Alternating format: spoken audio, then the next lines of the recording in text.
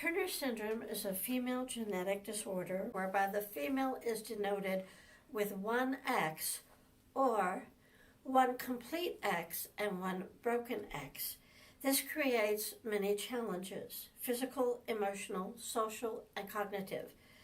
The learning disorder that covers most of those challenges is called nonverbal learning disorder, or NLD.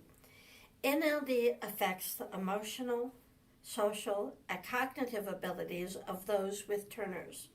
In this session, we're going to focus on the cognitive portion of nonverbal learning disorder.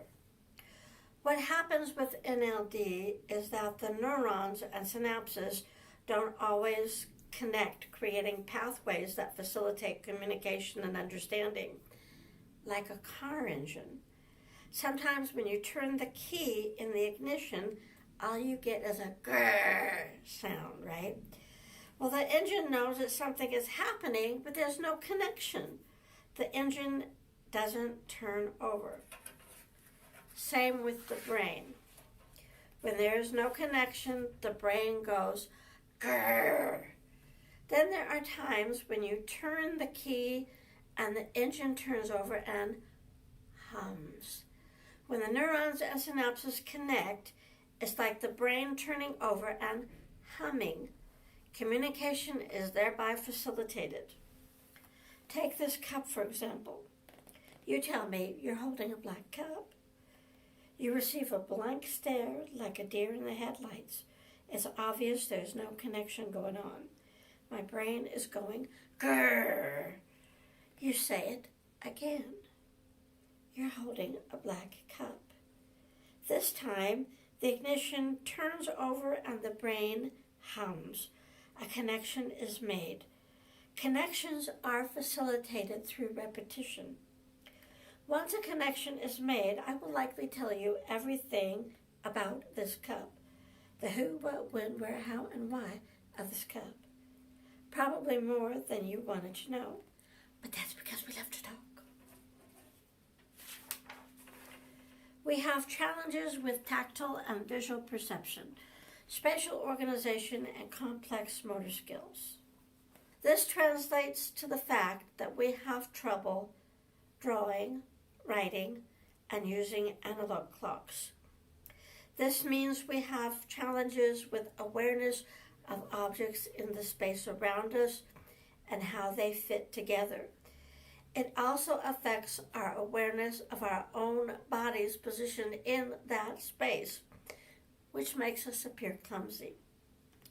Things that can help with spatial skills are Legos and age-appropriate obstacle courses. Legos teach us how objects fit into the space around us. Obstacle courses help us understand how our own body moves throughout that same space. Without that training, we can bump into things and be perceived as clumsy. I remember bumping into coffee tables a lot when I was younger.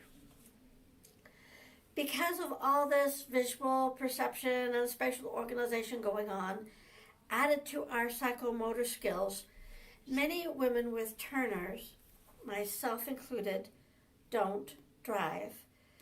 We can have challenges with new things, such as new procedures at work or going to a new place, even if it's simply across town. I use public transportation. If I go somewhere new, there are a couple things I do to help with my anxiety. I take my planner and my phone with me.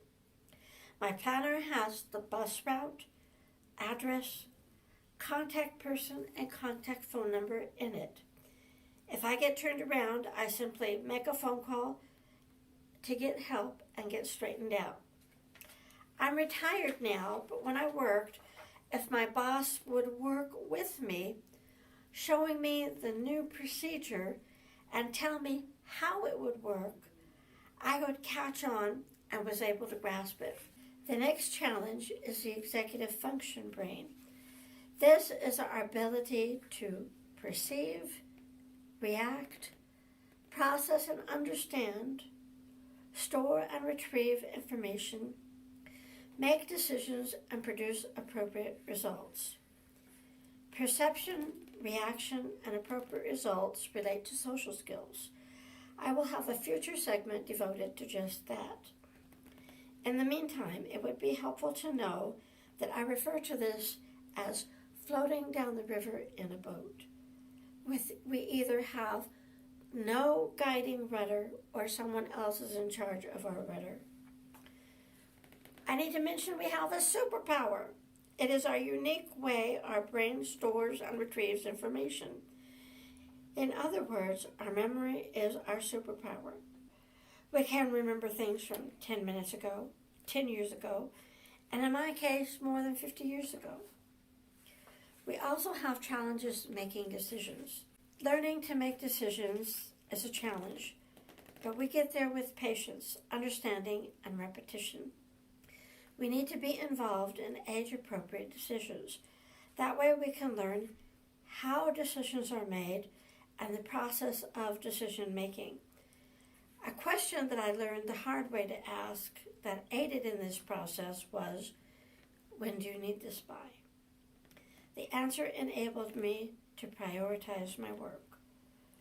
Whatever we go through, if we are given patience, understanding, and repetition, we will get there. As I like to say, lather, rinse, repeat. With that, at long last, we will become who we are meant to be.